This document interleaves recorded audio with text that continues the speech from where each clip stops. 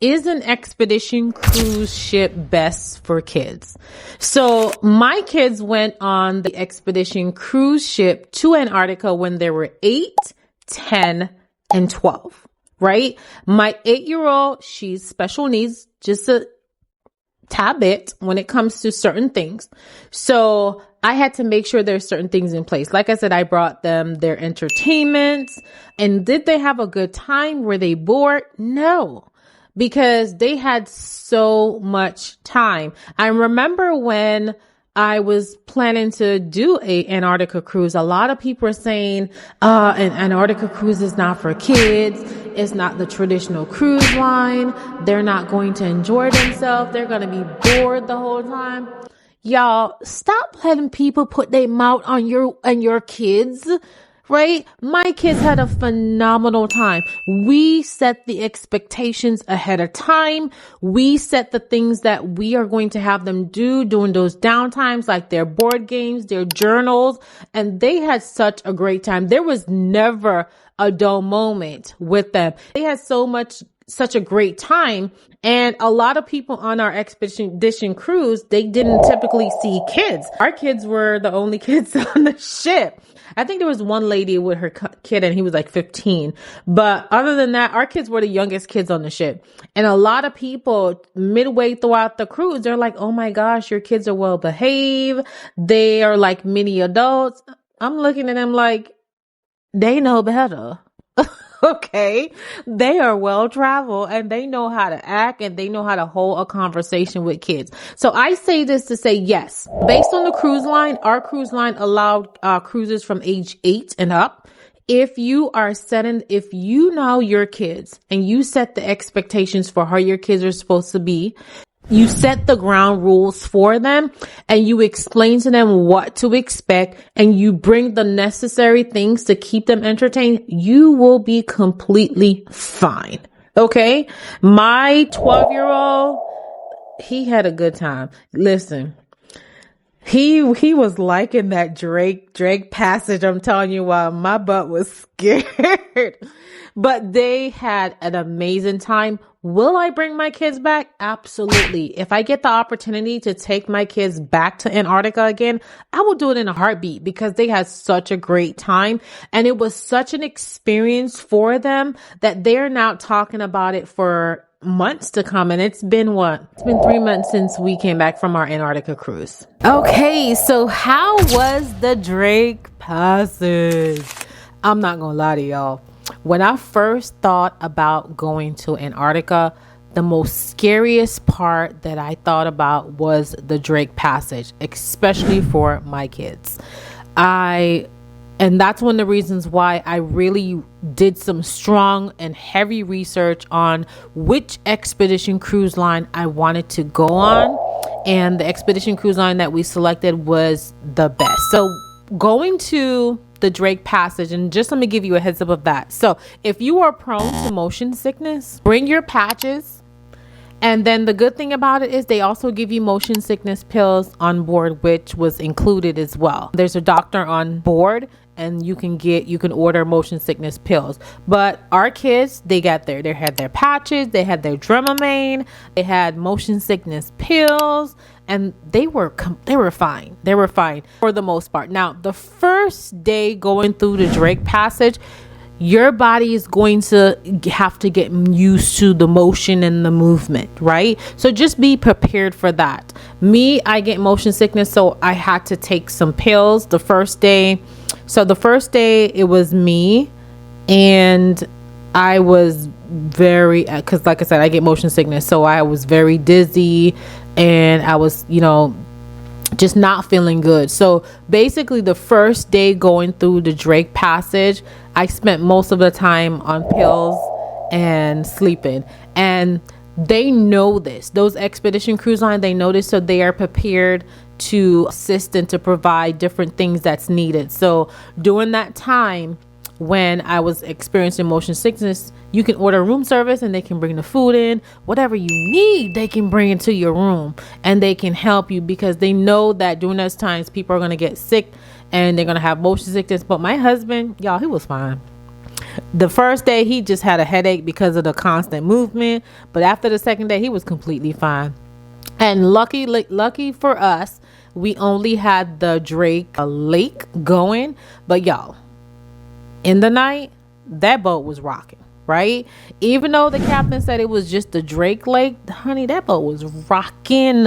Okay, but it wasn't rocking to the point where it was scary. It was like, oh, okay. Have you ever been on those? Have you been to the carnival, right? And you see those little boats that goes like this, back and forth, like that. That's how it was. That's how it was. And my kids were getting a kick out of it, and I'm like, oh Jesus, help us. But that's one of the things I really like about expedition cruise. They're built for those types of situation. The captain was explaining to us is that if we, when we slow down, the rocking will be a little bit more at ease. But it was not terrible. It was not. And trust me, if they have the technology is so amazing now in 2024 at the time this video is recorded. They can see ahead. They can put devices in the water ahead to see how crazy or how rocky the Drake passage is going to be prior to going into it. So it was an experience, but I think I probably the only one. And then the second day, my youngest, she was, the motion thing was when her thing wore off, she started to throw up and whatnot, which is typical. But did it ruin our trip? Nope, it did not. The first 2 days, we expected that. We were going to the Drake Passage. We expected the motion sickness, so we were prepared for it. And whatever that, we had so much motion sickness pill in addition to the ones that they gave us on board that we were completely fine. Now coming back, y'all, we had a bit of the Drake shake. These waters were high. They were coming up and they were rocking that boat. I remember the first day coming back and we met this one guy on there. He was hilarious. He was like, listen, at one point I thought the boat was doing this. But it was an experience. And the funny thing is it was, like I said, the waves were about 13 meters. I'll put how much feet that is, but it wasn't that of a strong, it wasn't a traditional Drake shake.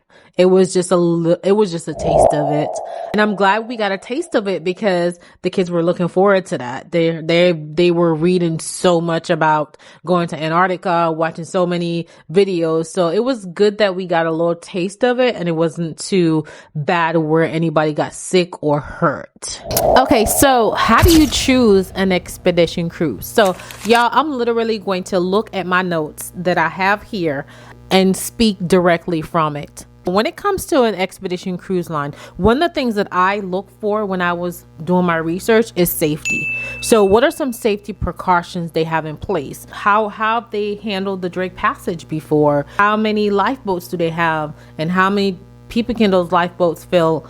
And how many people does this expedition cruise line hold? Our expedition cruise line, I think it was about 300 or less people. I think it was about 300. So it was 150 crew members and 150 tourists, us people, the clients. So basically one passenger for a crew member, which I liked. And what was included, all of the activities were included, all of the drinks were included, all of the food were included, our pre-night stay was included, our charter flight was included. We had so much things that was included. It was ridiculous. This is one of the reasons why Antarctica cruises are the price that they are, so everything is included. We had our parkas that was included. So everything to make sure that you have an experience of a lifetime was included. So one of the things we also look for is room size. So we have a family of 5. So we had, we had a room for the girls and we had a room for the guys. So kind of look at that to see what the rooms are included. One of the things that I will include and let you know, you are going to need a universal charger because some of those cabins, they only have about one of the US outlets and the rest of them are like European or Australian. So to save that from having to extend all the way over yonder, we bought several universal plugs with us. how many times you step foot on land. Those are some things that I look for, because if you're going to go on an expedition cruise line, the point is for you to step foot on land and explore Antarctica. So I wanted to know, how many times do they provide that opportunity? I wanted to know, how do they do the polar plunge? Because, the polar plunge is like one of the most famous parts of Antarctica. And I wanted to know, do they attach you to something? Are you just out there floating? Is somebody underneath the water for safety precautions? I wanted to know all of that. How was the polar plunge? Whew, y'all. So let me just tell y'all this. So I can't swim. I mean, I can do something. I can't swim. I can't swim. I can't swim at all, okay? I can't do something, but I can't swim. So that was one of the scariest part for me, is just knowing that I will be jumping in this dark water and I don't know what's down there, and then I can't swim. So, and then the water's freezing. So how was the polar experience for me? I'm not gonna lie, I was scared the first time. I think I was the scariest one there, and when I'm scary, I was extra loud with it too. But it was a little embarrassing, but it was okay. But my 8-year-old did it, my 10-year-old did it, and my 12-year-old did it, and they had an amazing time. I think I let them go first so that my fear wouldn't trigger them. But no, I think I let my youngest one go after me. I think I did. And I probably should have let them go before me, because my youngest, she was scared because I was scared. We had such good weather. We were able to do the polar plunge twice, and then they went the second time. So the first time I went to do the polar plunge, I had on a whole diving suit, y'all. And the diving suit was a thermal diving suit, because I knew this water was going to be freezing. Y'all don't do that. Go with your regular bathing suit. Go with your regular clothes. You don't need no diving suit. I was just being extra, y'all, because I was like, this water is freezing. You're not in the water that long to even realize you're cold, right? The worst part of it is they put a safety belt around you connected to a rope. And the worst part is that belt, it was freezing. So when they put the belt on you, you're like, oh my God, this is freezing. And in addition to that, it was a little snowing out there when we were doing it. So when they put the belt on you, you're like, oh my God, this is freezing. When you jump in the water, by the time you realize that you're in cold water, they're already pulling you back. So you're not even in there that long, right?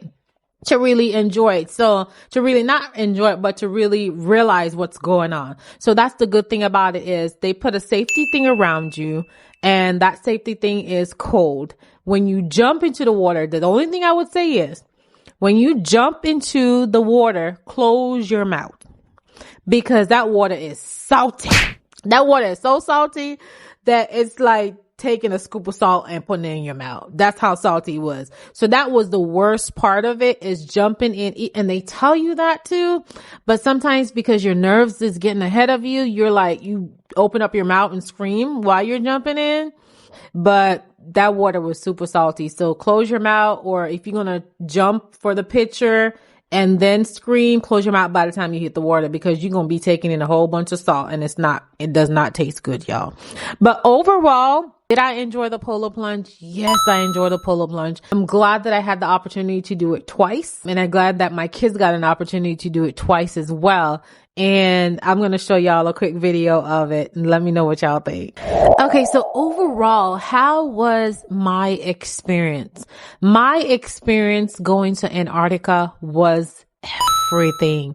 We got to see wildlife. We got to see a humpback swimming right up to us. We got to see a leopard seal chasing a penguin and eating the penguin. The kids got a kick out of that. We got to see icebergs. We got to know that there's different types of icebergs, different shapes. We got to see different birds. We got to explore one of the coldest deserts. Yes, Antarctica is actually a desert on the earth. And we had such an amazing time. Not a lot of kids, and my kids got to see this. Because a lot of people were saying to them, like, listen, I'm 65 years old and I didn't get to experience this until now. and you're getting to experience this at 8, 10, and 12, this is an amazing experience. So if you get a chance to truly take your kids and your entire family, or just you yourself, it's an experience of a lifetime, and I would definitely recommend it to everyone that is planning or thinking about an Antarctica cruise. And if you're thinking about taking your kids, don't let these people stop you, because it's an experience that they will remember forever. Y'all, my kids literally came back and said to me, you know what, mommy, I think we got to go to the moon now, because I don't know what else you're going to do to top this. And it made me feel so good. So overall, 10 out of 10. We had an amazing experience. Even though we got motion sickness going through the Drake Passage the first time, it was part of the experience, and I would definitely recommend for you to take your kids or you yourself to experience it.